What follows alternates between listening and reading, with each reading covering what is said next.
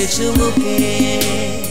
সুপ্রিয় দর্শক, ঈদের এই সুন্দর সকালে আজকে আমাদের মাঝে বিশেষ অতিথি হিসেবে উপস্থিত রয়েছেন চিত্রনায়িকা এলিনা শাম্মী।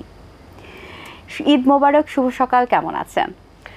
অনেক ভালো আছি, শুভ সকাল, ঈদ মোবারক। যেহেতু এইবার ঈদটা কোরবানি ঈদ, সো কোরবানি ঈদে তো একটু মেয়েদের ঝামেলা থাকেই, সো সকালে শুরুটা কিভাবে হয় এবং পুরো দিনের ব্যস্ততা কেমন থাকে?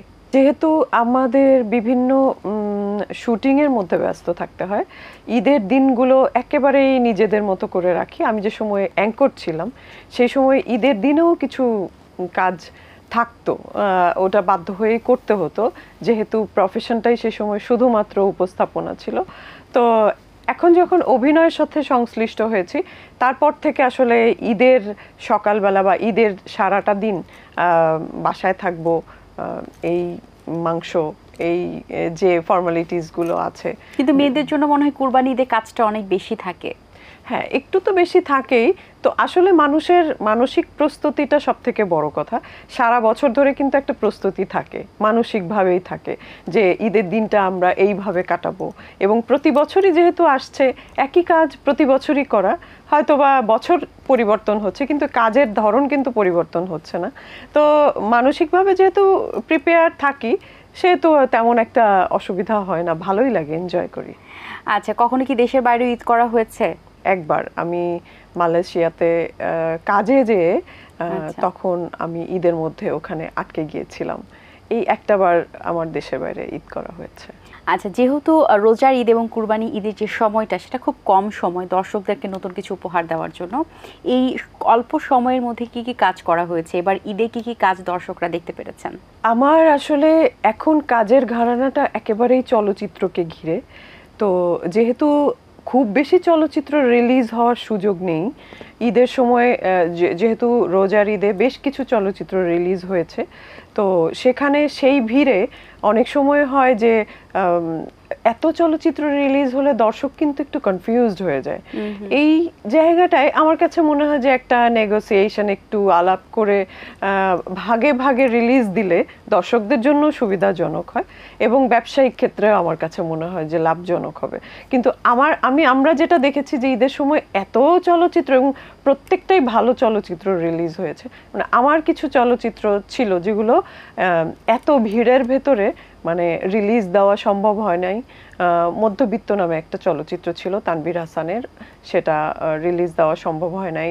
চৈত্র দুপুর, অপুর বসন্ত, এগুলো সব মানে রিলিজ হবে। এখন ঈদের সময় রিলিজ দেওয়ার ক্ষেত্রে তো কিছু নিয়ম কানুন রয়েছে, অর্থলগ্নির ব্যাপার রয়েছে। এই ক্ষেত্রে দেখা যায় কি, যারা প্রডিউসার রয়েছেন, যারা ডিরেক্টর রয়েছেন, ওনারা চান যে একটু ঈদের পরে যে ফাঁকা সময়টা, ওই সময় রিলিজ দেওয়ার। সেই বিষয়টা তো রয়েছেই। আমার কিছু ছবি ঈদের পরপরই রিলিজ হবে, একদমই পাইপলাইনে আছে। আর যেহেতু সম্প্রতি বলবো যে প্রিয়তমার একটা রেশ এখন পর্যন্ত মানে বয়ে নিয়ে বেড়াচ্ছি আমরা, যারা কলাকুশলী, যারা অভিনয় শিল্পী রয়েছি।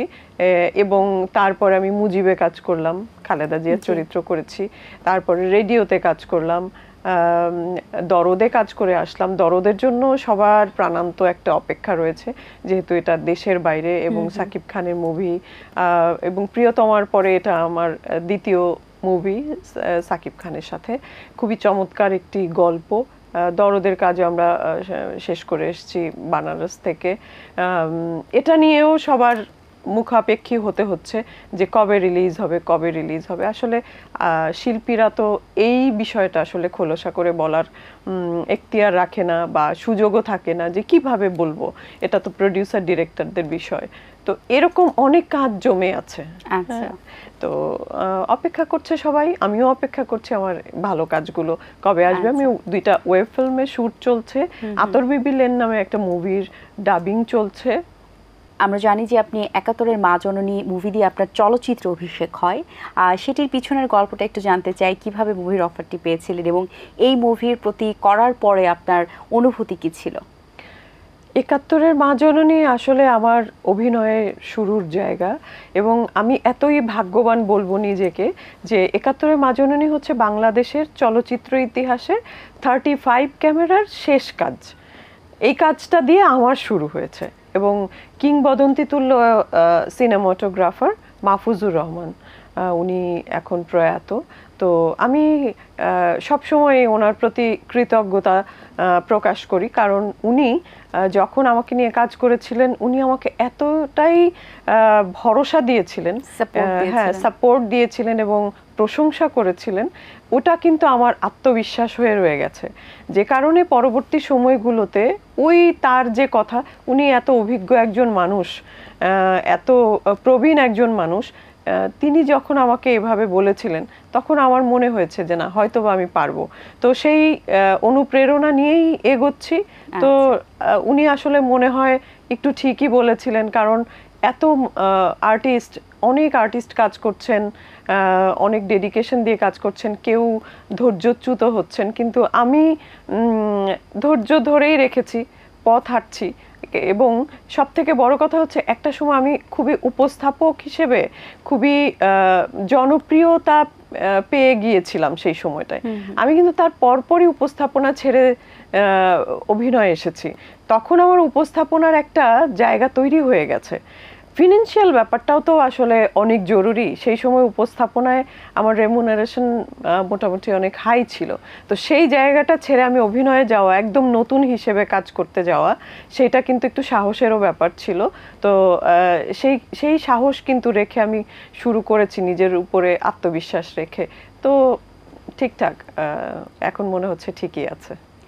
আচ্ছা, এবং আমরা দেখেছি আপনি প্রিয়তমার মুভিতে যে ভাবির ক্যারেক্টারটা করেছেন শাকিব খানের, সেখানে দুর্দান্ত পারফরমেন্স ছিল আপনার, একদম ন্যাচারাল একটা আমরা অ্যাক্টিং দেখতে পেরেছি, মনে হয়েছে একদম রিয়েল আমরা দেখছি। আসলেও আপনার মনে এতটা কষ্ট এবং স্বামী হারা যেভাবে হয়, আসলে আপনার এই দুর্দান্ত পারফরমেন্সের জন্যই যে এতদিনের জার্নিটা এবং নিজের একটা ভালো উপস্থাপনার ক্যারিয়ার রেখে রিস্ক নিয়ে আবার সেই চলচ্চিত্রে অভিষেক ঘটানো এবং তারপর নিজের দুর্দান্ত পারফরমেন্স দেওয়ার সাথে সাথে দর্শকদের মন জয় করা, এখন এসে প্রাপ্তির জায়গাটা আপনার কাছে কতটুকু?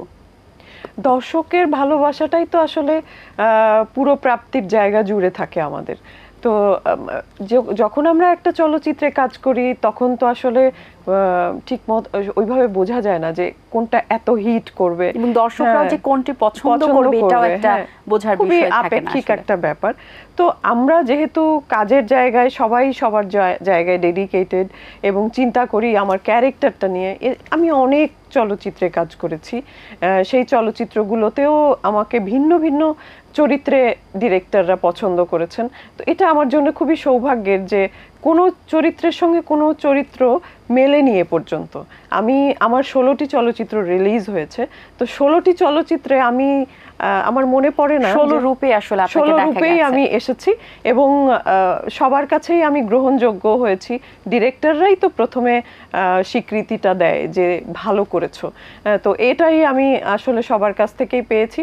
তারপরে প্রত্যেকটা চরিত্রের সঙ্গে নিজেকে মিলিয়ে নেওয়ার চেষ্টা করেছি। প্রিয়তমাতেও তার ব্যতিক্রম হয়নি, কিন্তু পরবর্তী সময়ে এটা তো রেকর্ড পরিমাণ হচ্ছে সফলতা প্রিয়তমার, যেটা প্রত্যেক আর্টিস্ট, কলাকুশলী যারাই তা প্রিয়তমার সাথে সংশ্লিষ্ট সবার জন্য খুবই গৌরবের। এবং সেই সাথে আমরা দেখেছি আপনার শুরুটা অভিষেকটা যেটা হয়েছিল সেটা কিন্তু একটা সৌভাগ্যের বিষয়, সেটাই একটা মুক্তিযুদ্ধের একটা মুভি। তারপরে আপনি মুজিবে করেছেন কাজ, মুক্তিযুদ্ধ রিলেটেড ব্যাপারগুলোতে আপনি বেশি কাজ করেছেন এবং আপনার চলচ্চিত্রে কাজ করার সুযোগও হয়েছে। আসলে এটি কি আপনাকে বেশি টানে নাকি আপনি অফার পেয়েছেন বলে করা হয়েছে? কি কারণে মুক্তিযুদ্ধ রিলেটেড কাজ বেশি করা?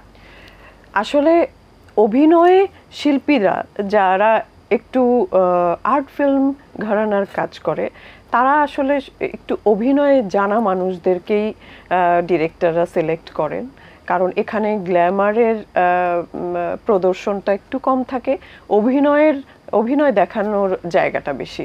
তো সেই জন্য হয়তোবা ডিরেক্টররা মনে করেন যে মুক্তিযুদ্ধ ভিত্তিক চলচ্চিত্রগুলো তো আসলে অভিনয় নির্ভর, গল্প নির্ভর, তো সেইখানে আমাকে সিলেক্ট করেছে, হয়তোবা মনে করেছে যে তাকে দ্বারা এই চরিত্রটা ঠিকঠাক মতো। যেমন রেডিওতে আমি অনন্য মামুনের রেডিওতে কাজ করেছি। রেডিও কিন্তু বাংলাদেশে বঙ্গবন্ধু শেখ মুজিবুর রহমানের 7ই মার্চের ভাষণের উপরে প্রথম চলচ্চিত্র।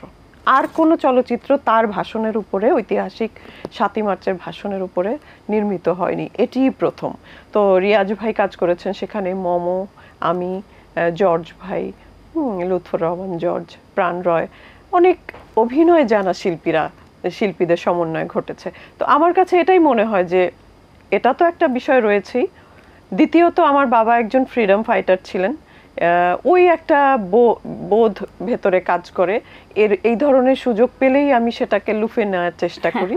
তো সবকিছু মিলিয়ে হয়ে যায় আসলে। আচ্ছা, আপনার চোখে সেরা নায়ক কে? প্রিয় নায়ক শাহরুখ খান। আচ্ছা, আর বাংলাদেশের মধ্যে যদি বলি? সাকিব খান। আচ্ছা, আপনার প্রিয় জায়গা কোনটি, পাহাড় নাকি সমুদ্র? আমার তো দুটোই খুব টানে, একদম সমানভাবে, আমি ভাগাভাগি করতে পারবো না। আচ্ছা, প্রিয় খাবার?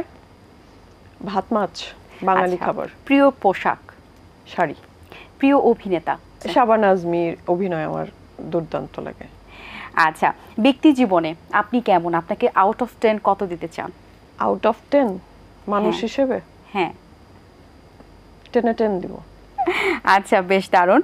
আচ্ছা, আপনার প্রত্যেকটা মানুষের যেহেতু 10-এ 10 দিয়ে ফেলেছেন আউট অফ 10, একটু জানতে চাই যে পজিটিভ দিকই বেশি, বাট প্রত্যেকটা মানুষের একটা নেগেটিভ দিক থাকে। আপনার জীবনের নেগেটিভ দিকটা কোনটা? আমার জীবনের এটাও একটা পজিটিভই, কিন্তু সবই পজিটিভ, এটাই নেগেটিভ? এটা নেগেটিভ হিসেবেই কাজ করে আমার জীবনে। সেটা হচ্ছে আমি খুবই অন্ধের মতো মানুষকে বিশ্বাস করি।